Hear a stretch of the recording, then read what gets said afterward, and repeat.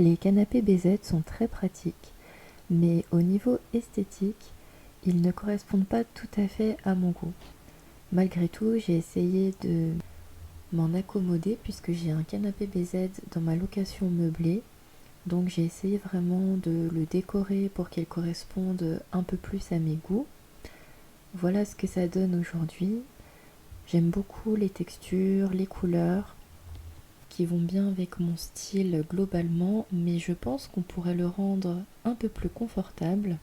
Quand je pense à mon canapé idéal, il a 3 caractéristiques. Tout d'abord, il a des pieds fins, ensuite, il a des accoudoirs, et enfin, il a une méridienne ou en tout cas un module d'angle. Alors pour les 2 premiers points, je pense que je ne peux pas y faire grand chose. En revanche, pour le 3e point, j'ai ma petite idée.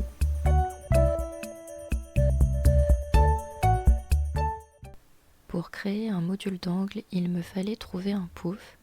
J'ai donc récupéré celui-ci qui était chez mes parents et ils ne s'en servaient plus.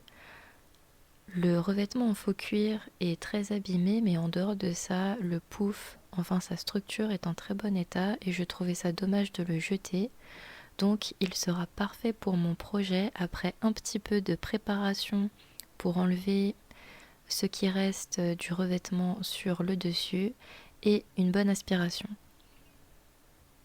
Ensuite, il est très important de bien prendre les mesures, d'autant plus que dans mon cas, le pouf n'était pas parfaitement carré et que sur ce type de projet, 1 cm peut tout changer. Ça va être aussi très important pour l'étape d'après qui va être d'ajuster la hauteur du pouf parce que si on veut donner l'illusion d'un module d'angle, il faut que le pouf et le canapé soient à la même hauteur. Je suis donc partie à la recherche des pieds qui me permettraient d'avoir la même hauteur que mon canapé. Il y en a de toutes sortes, mais je vous conseillerais de faire attention à 2 choses. Tout d'abord à la hauteur du pied naturellement, mais aussi à son mode de fixation. Il faut pouvoir le visser facilement pour que le résultat soit quand même stable et solide. J'ai donc choisi ces pieds tout simples qui sont pas trop chers et pas spécialement beaux, mais ils seront cachés à la fin, donc ça m'allait très bien, même si pour l'anecdote en fait j'avais mal mesuré et ils étaient un petit peu trop hauts. Heureusement j'ai pu les raboter avec l'aide de mon père.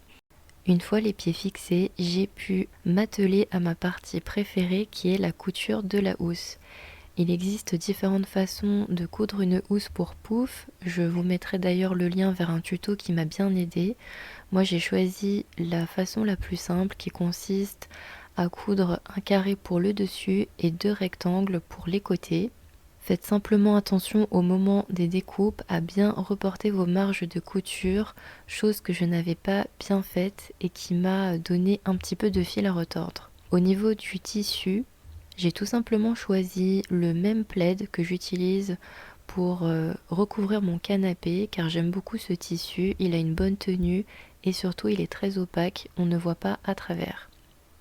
Ce que j'aime aussi c'est les petites franges qui donnent cette touche un petit peu sympa, un petit peu originale, donc je vais essayer de m'arranger pour que les franges se retrouvent bien en bas une fois que la housse sera assemblée.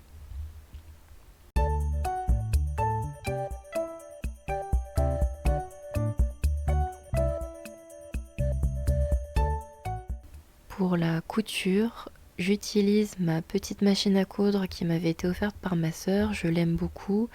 Étant donné que je ne suis pas du tout experte en couture, elle est parfaite pour moi, elle me permet de faire des projets simples comme celui-ci.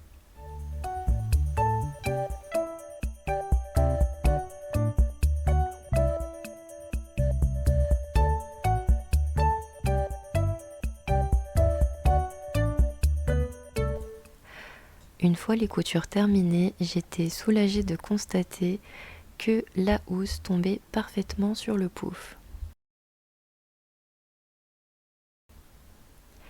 Et voici le résultat. Alors évidemment, on est assez loin d'un vrai canapé d'angle. On reste sur du DIY et de la récup. Mais je trouve que ce petit pouf d'angle est le complément parfait à mon canapé BZ que je n'ai pas choisi mais que j'ai appris à apprécier parce qu'il rend mon coin salon encore plus cosy.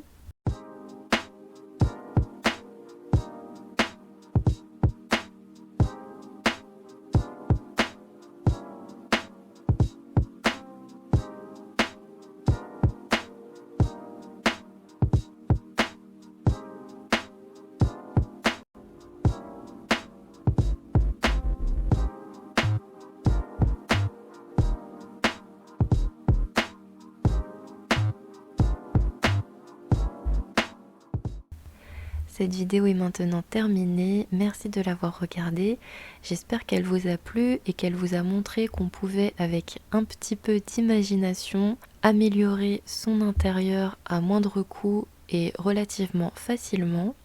Pour ne pas manquer mes prochaines vidéos sur le thème de la déco, du DIY ou encore du tricot, pensez à vous abonner et n'hésitez pas à laisser un like ou un commentaire pour soutenir la chaîne. Je remercie en tout cas toutes celles et ceux qui se sont abonnés et qui m'ont laissé des commentaires. J'aime beaucoup échanger avec vous. Et je vous dis à très bientôt.